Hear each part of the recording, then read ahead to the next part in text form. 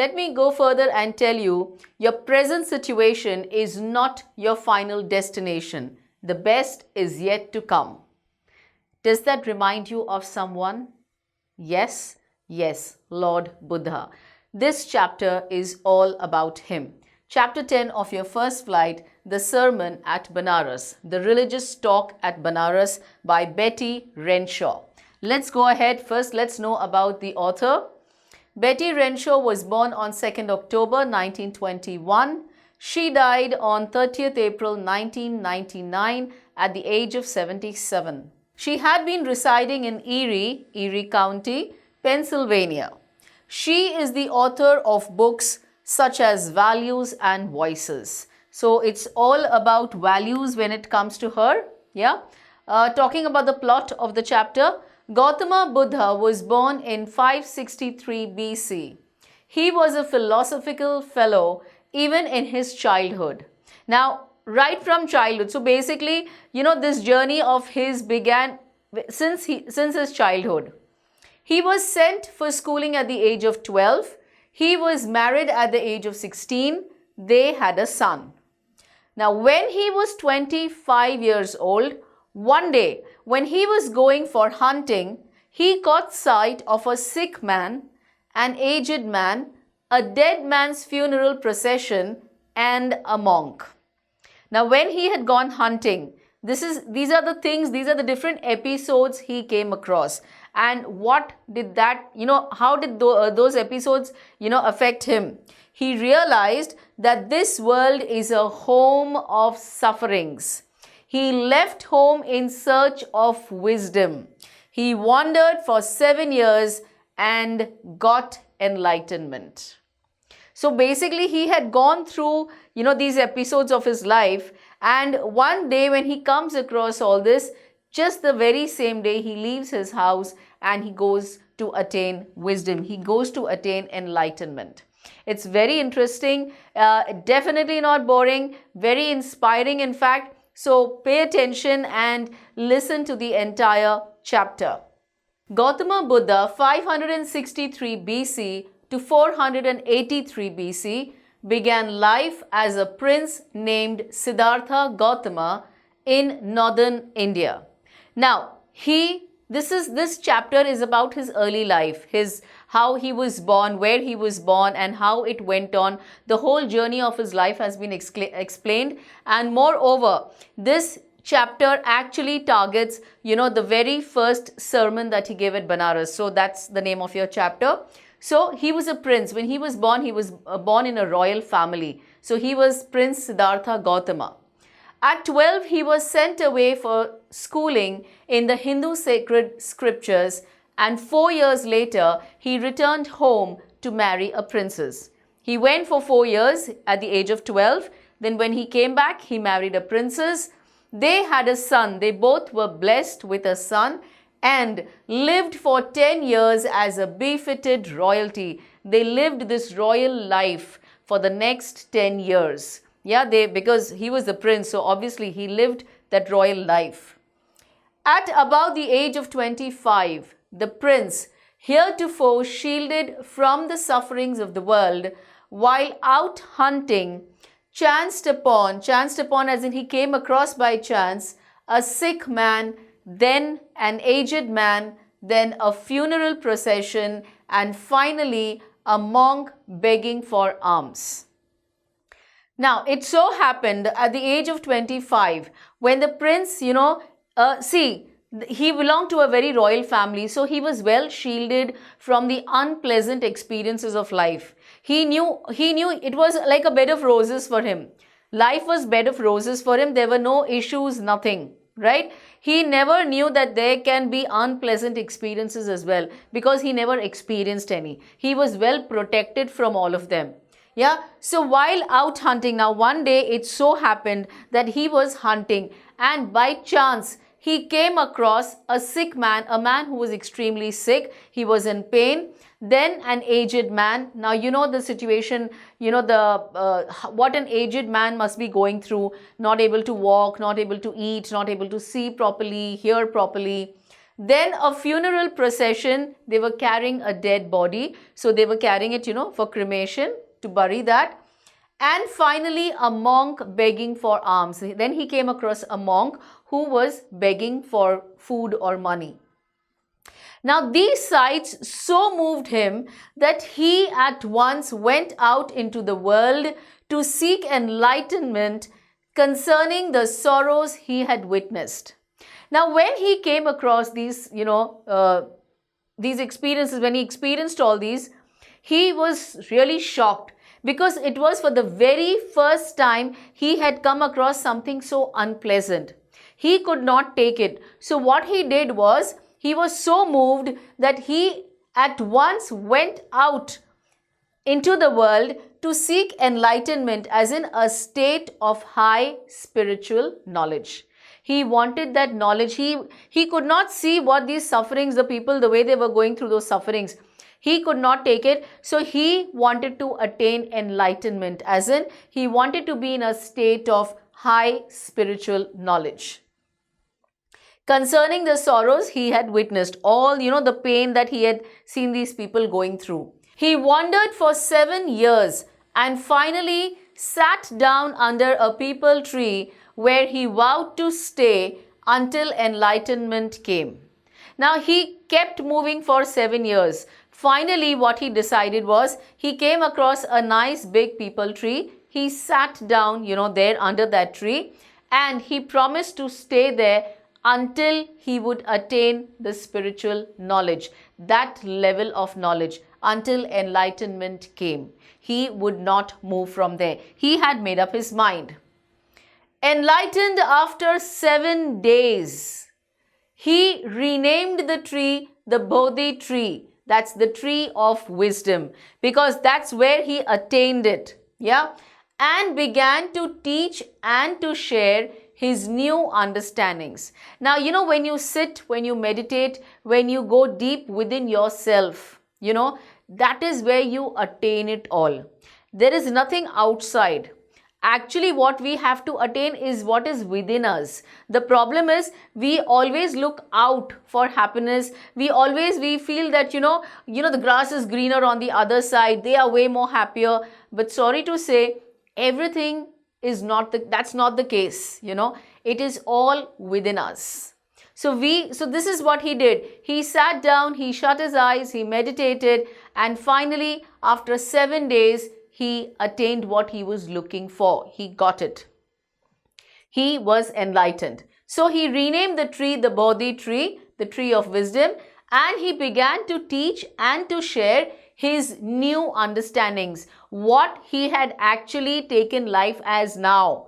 Now the definitions had changed. According to Prince Siddhartha, it was different. Now, according to Lord Buddha, it was different. The Buddha, the awakened one.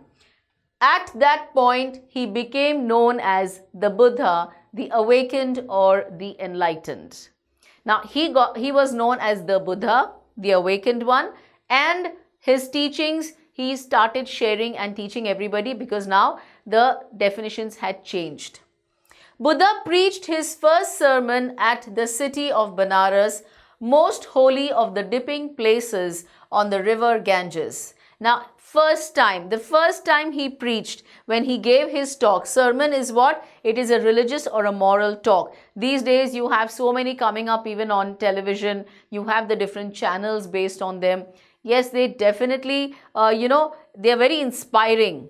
So yes, he gave his first sermon at the city of Benares. Now this city was the most holy of all the dipping places, as in the bathing places. Now here, you have that whole thing, the river Ganges.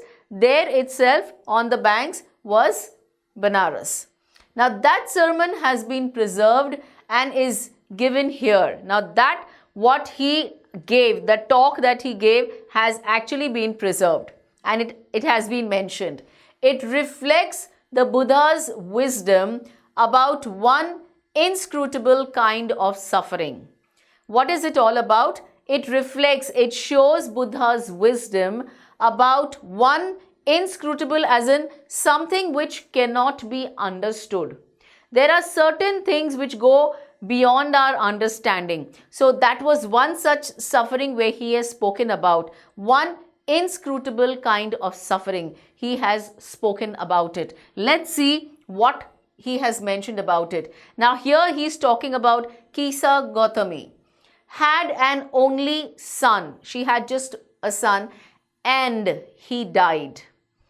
In her grief, she carried the dead child to all her neighbors, asking them for medicine, and the people said, she has lost her senses, the boy is dead. Now Kisa Gautami she just had one son, and unfortunately even he passed away. She could not take it. Now this reaction, what they are telling us, that she took the dead body and she went to her neighbor's house, says, please give me medicine for my son. And they all told her, they all felt that she has lost her senses. She does not have a balanced mind right now. She is broken down mentally and emotionally. And for the reason she is asking for medicine for a dead body. How is it possible? At length, Kisa Gautami met a man who replied to her request.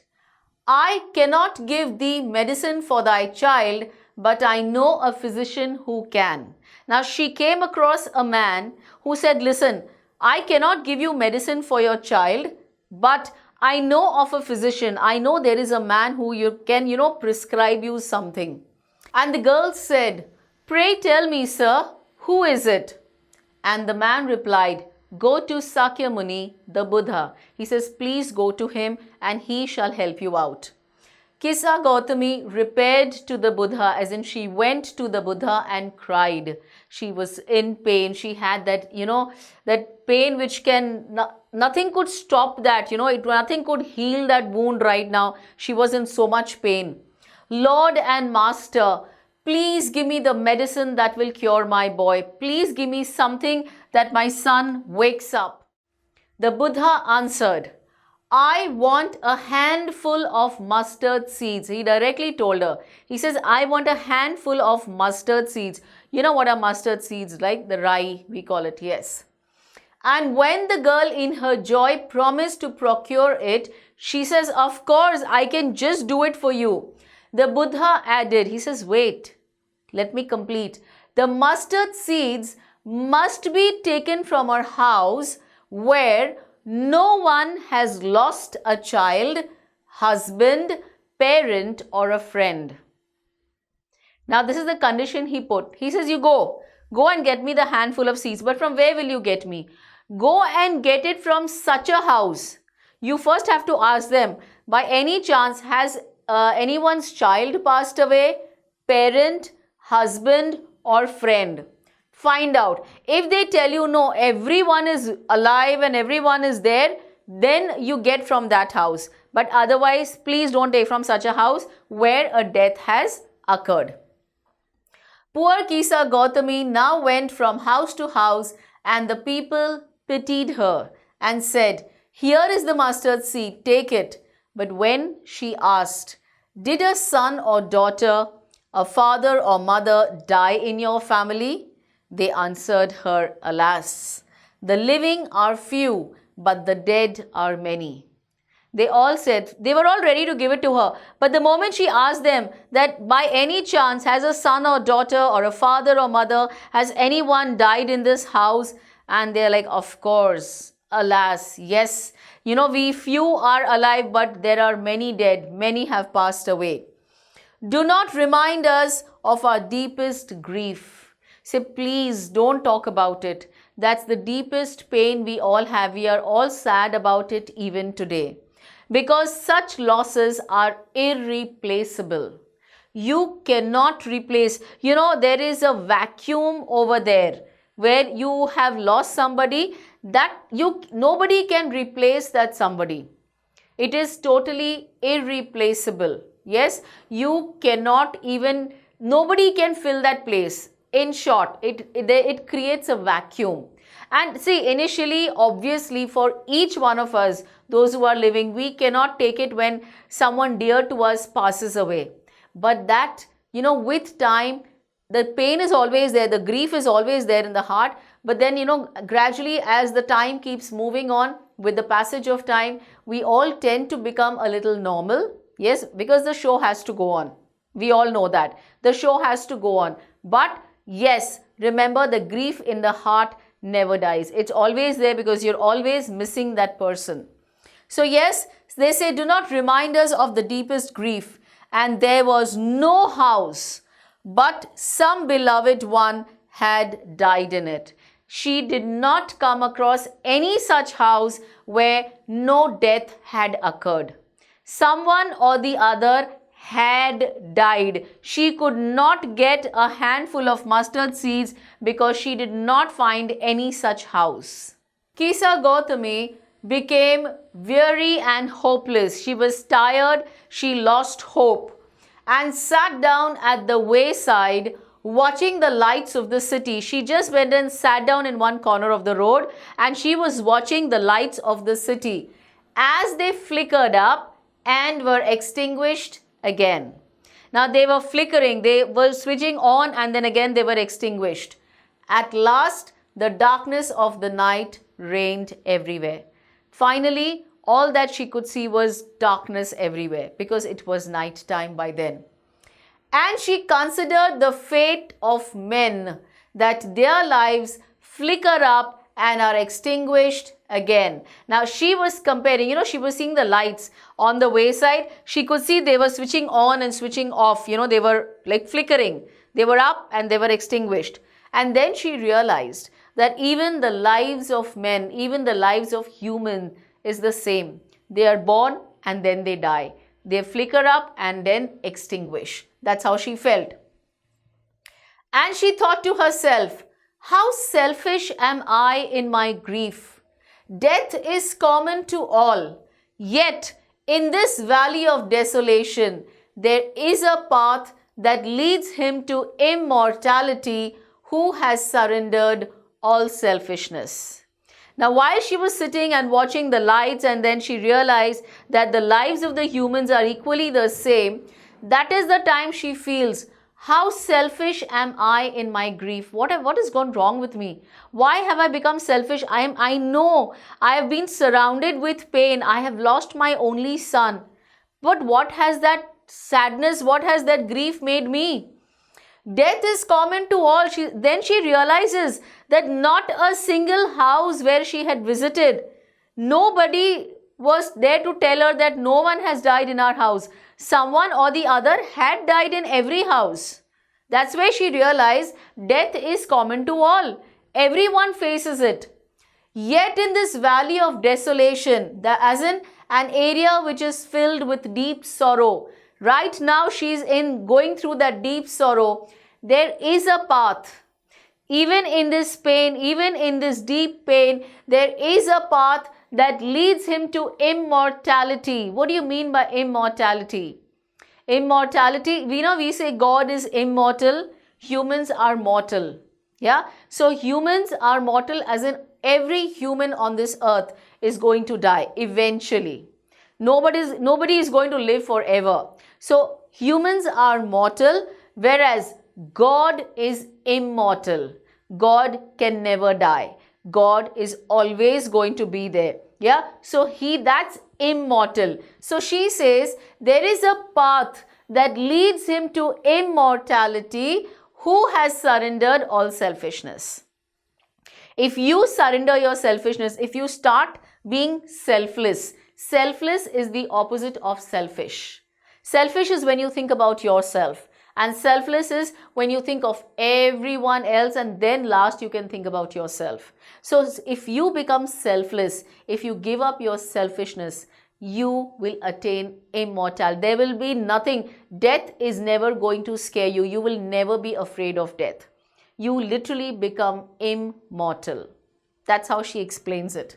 The Buddha said, the life of mortals in this world is troubled and brief and combined with pain. Now here he is saying, when I'm talking of mortals, just like I already explained, those who are bound to die, humans. Now all of them, in their life, everyone comes across some or the other problems, some of the issues in life. And he says the life is not a big thing. For us, 60, 70, 80, 90 is a big number, but it is a brief life, and it is also combined with pain. There is pain in it as well. For there is not any means by which those that have been born can avoid dying. There is no way at all that those who are born can avoid death. You will eventually die. We all will eventually die. After reaching old age, there is death. You know the cycle, the human cycle. You're born and then you grow, teenage and adulthood, and then old age, and then it's death. So there's a whole cycle going on. So he says, after reaching old age, there is death. Of such a nature are living beings. That's the nature. That's the cycle of human beings. This is how it goes. See, everyone's days are numbered. What do I mean by everyone's days are numbered? We all have a particular number of days to live, but none of us know that. We don't know that particular number. This is one thing which God has kept in his own hands. Now just imagine if someone tells, Mr. A, oh, you know what, you are going to die after 3 months. Now after 3 months he would have actually died, but those 3 months would be death for him every second, every minute. So this is something which God has kept in his hands. None of us know. But yes, we all know that we are going to die one fine day. Everyone has their own ways, their own numbers. As ripe fruits are early in danger of falling, so mortals when born are always in danger of death. Now, you can die anytime. See, we come across news where they say, a five-day-old child passed away because of some complication. They say some child who was 10 years old passed away. Some youngster at the age of 25 passed away. You just don't know when death comes to you. You don't know, the breath that you are inhaling, and after you exhale, you don't even know whether that breath will come back in again. And we take things for granted. We actually feel, we have plans made for, the next month, the next year, or we even have 5-year plans and 10-year plans. You don't even know the next moment you are going to breathe. You don't even know the breath that you have exhaled. Will you be able to inhale it again? So there is no surety. He says, mortals when born are always in danger of death. You can just die anytime because it's not a fixed period. Your return ticket is there. But when it is, that date is not known to anyone. As all earthen vessels made by the potter end in being broken, so is the life of mortals. Earthen vessels, vessels made out of, the earth, that's the mud they make, those earthen pots. Now they, made by the potter, they end in being broken. Eventually they all break down. Those pots, they break down because they are made of earth. So is the life of mortals. Even we are all like those pots only. God has made us, but eventually we are all going to break down. We are all going to die. Both young and adult, both those who are fools and those who are wise, all fall into the power of death. All are subject to death. No one is spared. No one is spared, not a single soul. Whether you are young, whether you are an adult, whether you're a fool or you're full of wisdom, nobody is spared. There is no VIP quota, VVIP quota where you can, do that. No, there is nothing of that sort here. We all are going to shut our eyes one fine day forever.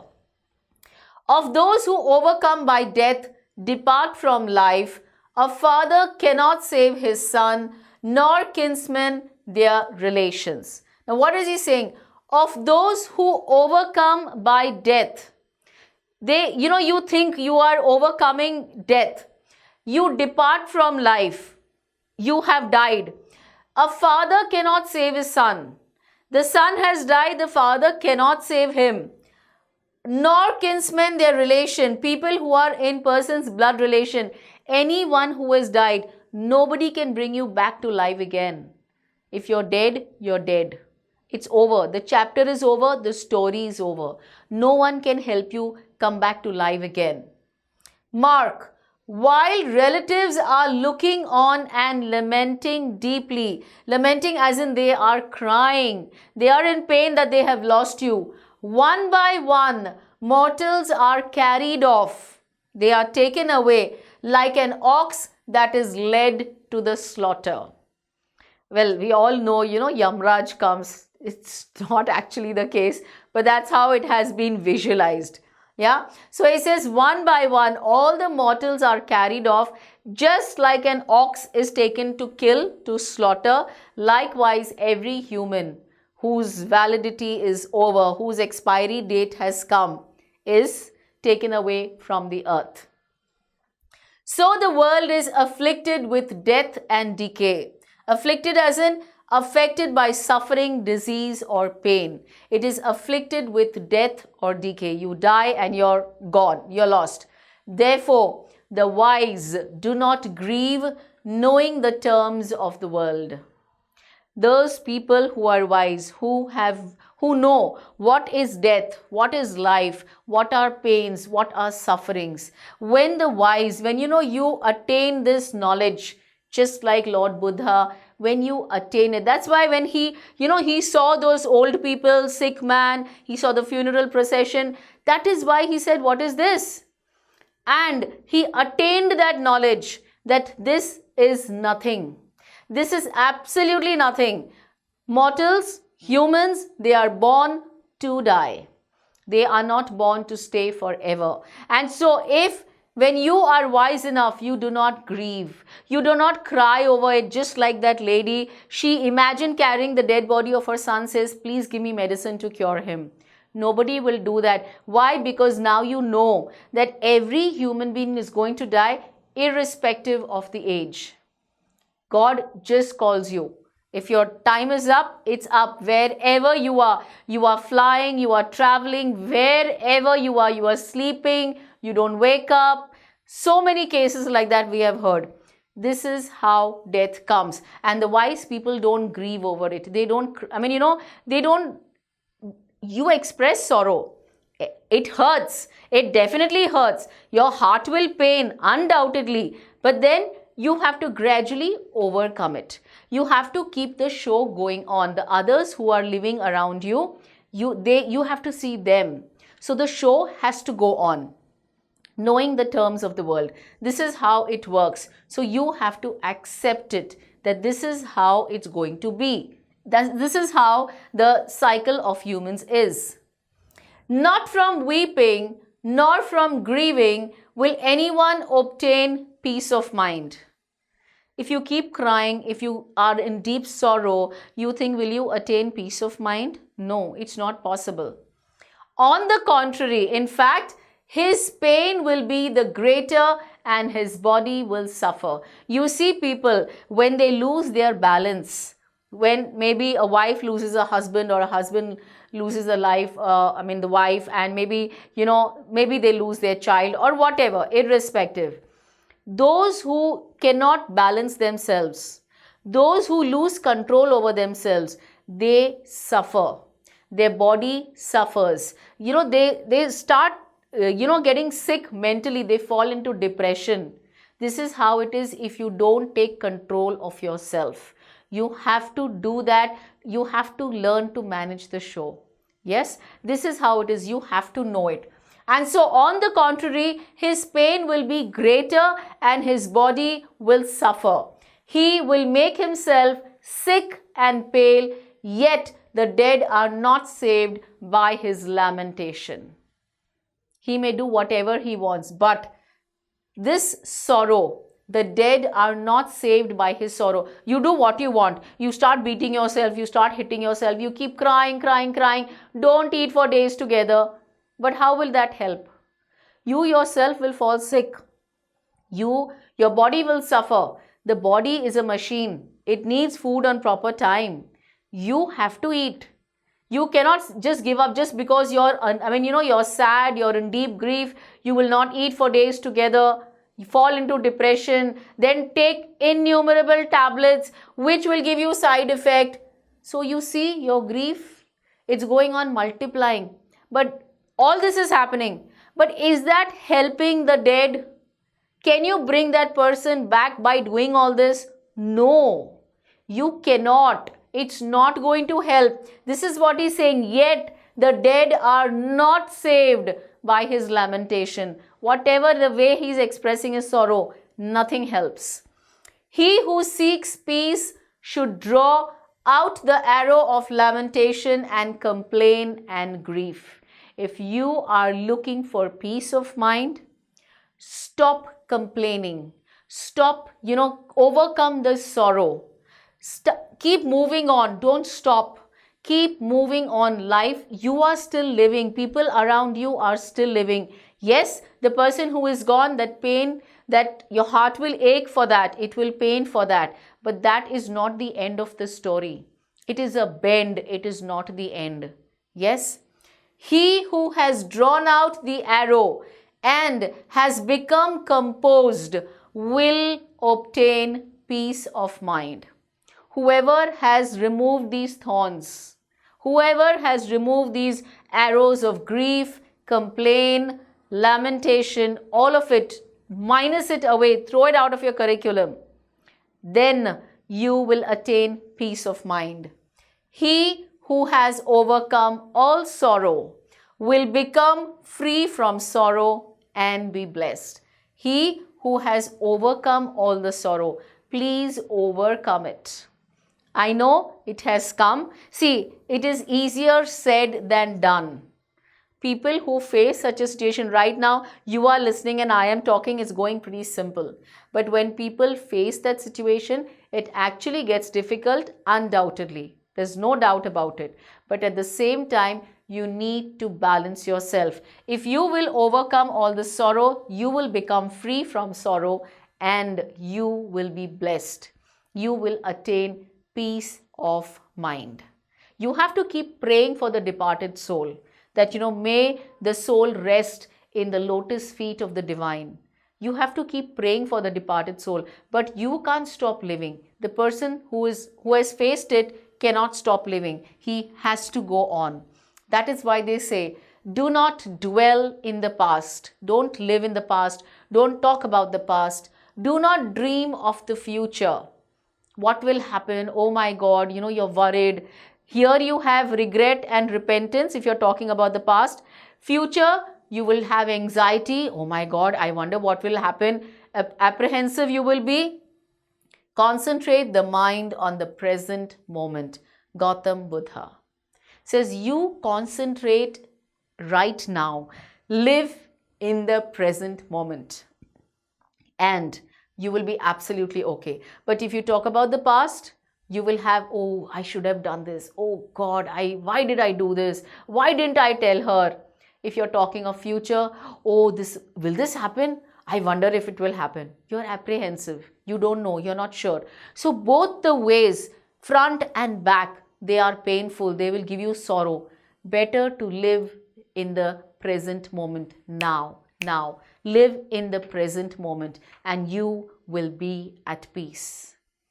I hope you have understood this chapter. I hope you have actually got the message. This chapter by Lord Buddha is actually, it's really inspiring. It is giving us a very deep message, a very meaningful message, a very intense message.